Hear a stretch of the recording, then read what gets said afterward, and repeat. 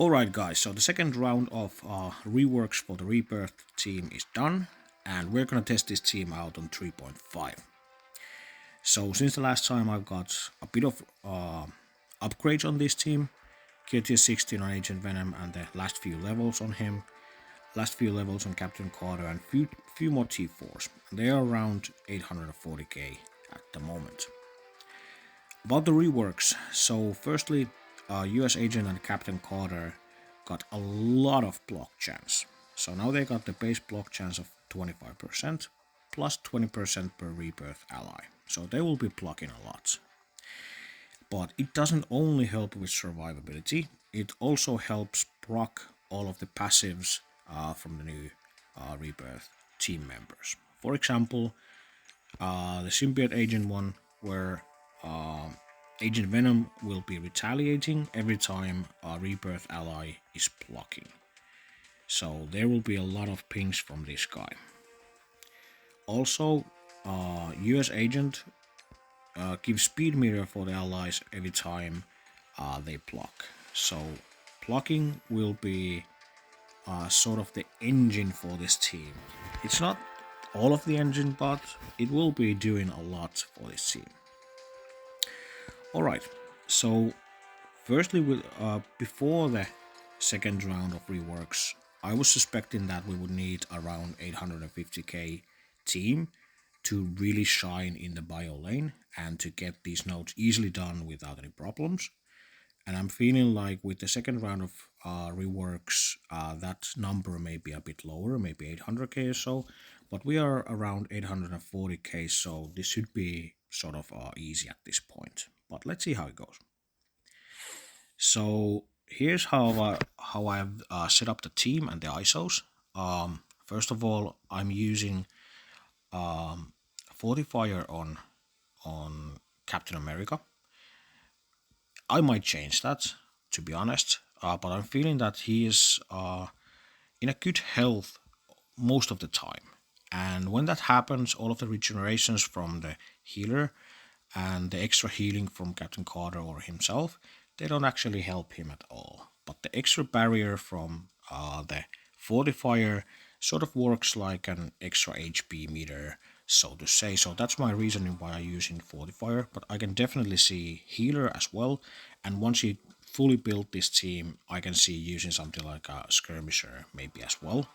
I don't think it's needed, but at a certain point, at least in this current rate, I'm feeling like you probably don't even need healer or fortifier if your team is around, let's say, 1 million power. I also have my Captain Carter behind Captain America. That's because now that she has all of the block chance and a really high health bar, she will be taking hits like a champ behind Captain America. Also, of course, like the natural thing is to use your tank on the other side and your damage dealer or the weakest character on the other side, just to avoid those splash hits. But at the same time, it's a good idea to use your Agent Venom on the right side, because there's a mechanic where, for example, if you have counters on each of these characters, and you get an AoE attack which hits all of your characters, there's a certain turn order in which they retaliate or do the counter attack, and that will be starting from the right. And since Agent Venom has defense down on his counter and the ISO 8 attack, it sort of makes sense to let him do the counter first and then let everyone else do it after that. So that's the reasoning behind why I'm using Captain America on the left and Agent Venom on the right. Other than that, I don't think it matters too much, but yeah, that's how I work. The ISO H on other characters, yeah, Captain Carter as a healer, to me that's a no-brainer. It might have been something else before, but now with the reworks, I think healer is the right choice. A striker on Winter Soldier feels appropriate, and yeah, you want to land your stuns and your ability blocks with US Agent, so Skirmisher is the right choice for him, and he will be doing a lot of ability blocking and stunning. And Raider is the obvious choice for Agent Venom. I don't think there's any other choice than that. So yeah, let's go and see how it goes. The first node is obviously super easy, but let's see if we can set up for the next node, which is sort of the real test for this team. So getting some hits in, and there you can see we're blocking a lot already, and getting those hits from there and speed meters and whatnot. By the way, yeah, I forgot to mention that having your Captain Carter and your US agent as the two characters behind is a good idea because they proc the passives with the blocks, so it sort of makes sense to have them spread out in a way that whenever you get a splash damage or hits, there's a high chance of having those blocks. So in that sense, it's a really good idea to have them like that.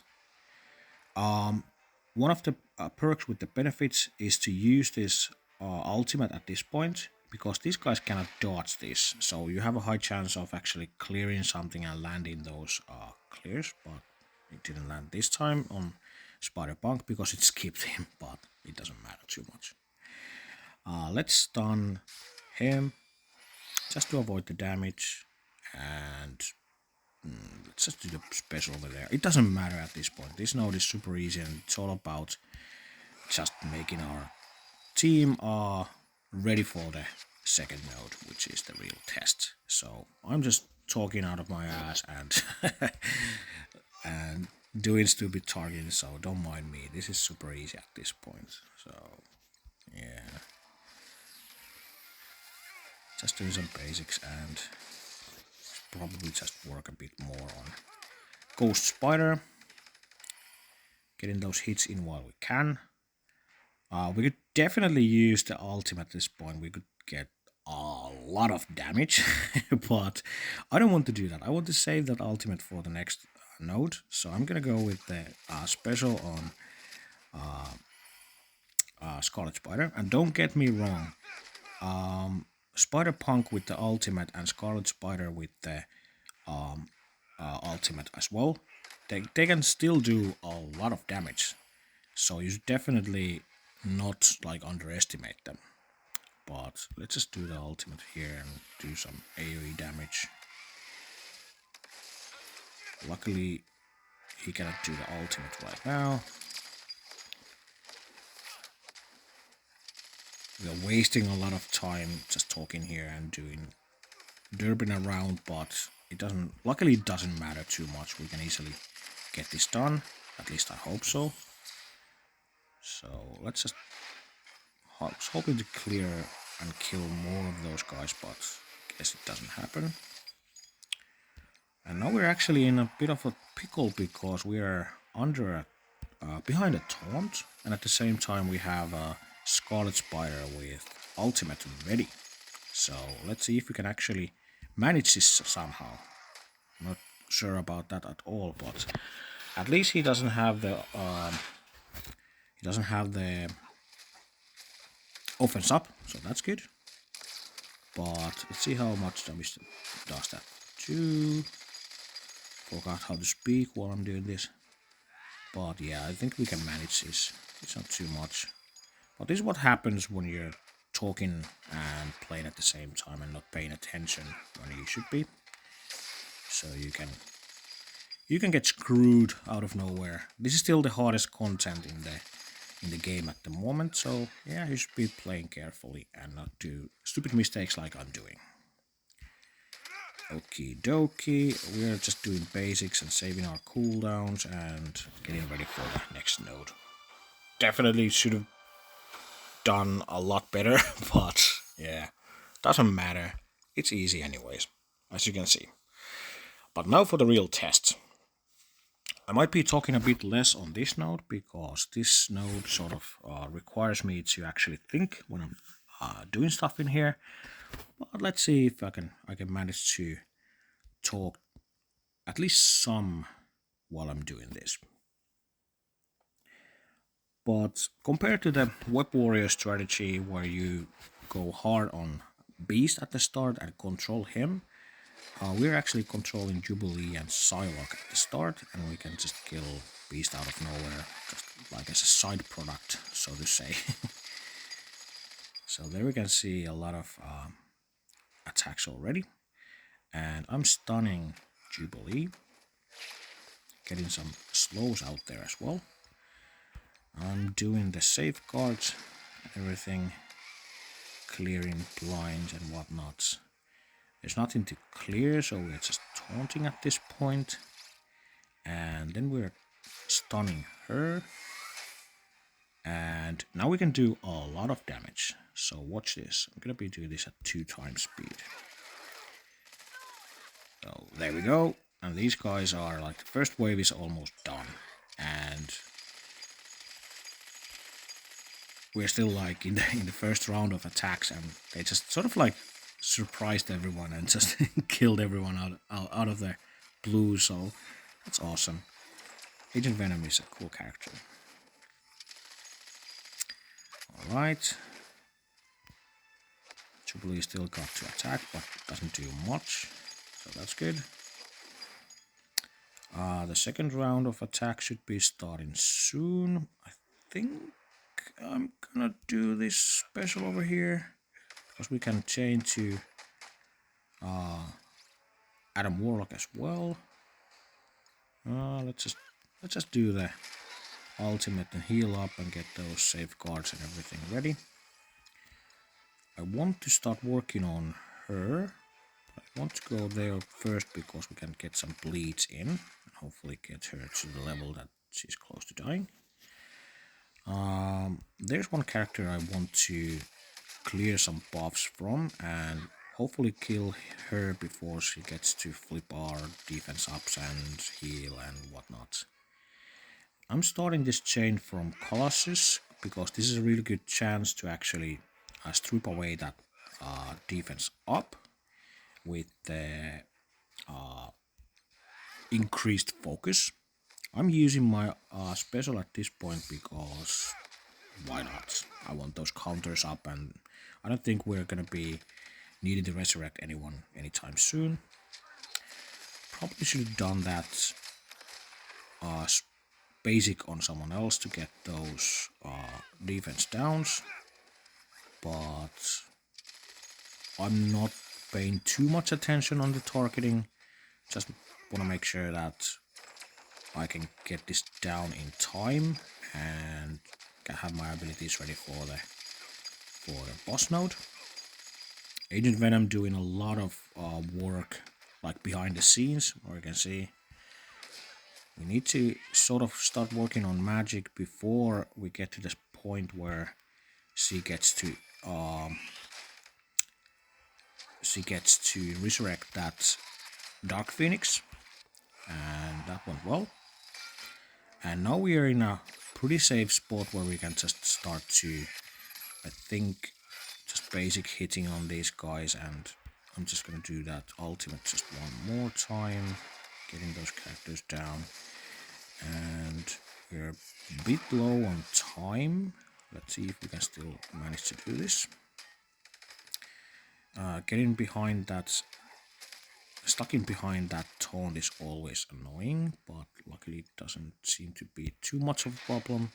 We can use that, we have time to get it back up, and I want to start with the stun, the taunt anyways in the boss node. Getting that energy and everything back up is super valuable, but we're definitely in a range of timing out, so I'm gonna be putting this on auto basic. Oh, excuse me. Oh yeah, that's the same actual. I was worried that I was in auto because that looked like the same sort of thing that she does with the ultimate, but I think it's just the same in the basic as well. I think we can do this. It's gonna be close. No, it's not gonna be close. It's gonna be easy. Alright, 20 seconds. And I can definitely say that at this point this is super safe. And if I was not explaining what I'm doing at the same time, I would definitely do this it's a lot more time left on the clock. But it's just like a common problem of content creation that when you're talking and making videos, you most of times you cannot like make the best decisions and the best time. Of course, there's like another set of videos where you're maybe doing like an optimal way of attacking nodes, where you're most likely doing the attacks on the video and just voicing over it, or voicing over the video to explain what you were doing originally. But since we're just doing like a team sort of review and the rework review, at this point I'm not like super careful about the tactics. But yeah, boss node next, so let's get into it. Boss node is definitely interesting. We have few things here that we have to think about. Silver Surfer is definitely more dangerous than against the Web Warriors. Icarus is definitely more dangerous than against the Web Warriors. But other than that, I feel like this is pretty easy and safe. But let's start with the stun over there. Getting some slows as well. I'm gonna be doing the safeguard because I don't want that. You really want to have that ultimate ready with Captain Carter because you don't want that to happen. If he strips away your buffs, you might be in trouble. And you have to sort of pay attention to that at later stages as well. So I feel like Silver Surfer is definitely a higher target than you would have on the Web Warriors. And I think we can safely use this ultimate and just get this first wave almost down. Alrighty-o. Would love to kill that Phyla well before she cleanses those slows. Got to do that, that's okay. Alrighty-o. And let me think for just a second. I'm just gonna be... Oh, did he have the immunity? No, he didn't. That's cool. Yeah, let's just heal up and do the safeguard. And yeah, let's just do some cleansing, do some damage. I'm trying to get these down in sort of a equal manner so that the next wave doesn't drop on me like too fast, but let's see if I can manage that. Feels like the next wave should be dropping. I'm worried that Cersei will be dropping at the same time. Luckily it didn't.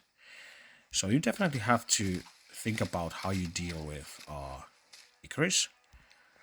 It's a good idea if you can do... Well, that happened. Well, it didn't too much, but you can sort of play around those ultimates and his sort of like removal of those effects that he does and the turn meter buff. But you just have to time your stuns and everything correctly to make it happen in a way that you don't possibly die. But it seems like this team can easily take the hit and survive without any problems, as we did over there. And just like, it feels like these guys can sort of like run over this node. It doesn't still feel like auto range. I would say I'm feeling like you should most likely be around like 1 million power or something like that to auto this boss node, because those Icarus and Cersei combination can definitely screw you over. So you don't want to play around too much, so to say. But at this point I'm just gonna go auto because we are definitely already done with this node. And at this point I can definitely say that there's a huge improvement on the team. Even though I have been working on this team a bit more since the last time I tried them, there isn't like a significant power level change. I think I was like around 780k on the last try, and I still sort of struggled with the timing. Okay, with the caveat that I was still doing some content, and there's always trouble with the timing when you're doing content at the same time. But I was also having time surviving and dealing with these nodes without healing, and now it seems that we don't have any of those problems anymore. So, and there's only like a power change of around like 50k or something like that. So it's not huge power change, but the reworks really changed this team. Now it feels like the team that we deserved and wanted before. And yeah, I can safely say that at around 700k plus, uh, a good player can definitely deal with these nodes with a careful play and with possible like chance of some heals and some resetting of the nodes. You can definitely deal with these nodes with a 700k team. I feel that 800k team is already super safe. If you're not derping around too much, you can easily do this with a careful play. And it feels like you don't have to go too far from here that you can actually auto this, maybe like 900k or 1 million, and you'll be autoing this like there's no need to even play these anymore. But yeah, all right. So I'm sort of glad that they did these reworks. Not sort of glad. I'm glad that they did this, and I'm sort of like surprised that they did it so fast and that they actually listened to our concerns. And now this team feels like an awesome raid team. Still sort of bummed about the fact that they don't seem to be a really good team outside the raids. I would like to have them a bit less of like um like raid specific abilities. Maybe do some like super cool like only in passive sort of things that you get in raids, and let the team still be like a good all around team in other game modes as well. Not great, but good, so that your investment is not just for the raids, but you can use those in other game modes as well. That would just feel a bit better to invest on these guys. But yeah, hope you enjoyed this video, and if you did, please like and subscribe. If you have any questions, comments, criticism, anything, please let me know in the comments. I'm always happy to answer. And yeah, see you in the next one. Alrighty, yo. Bye.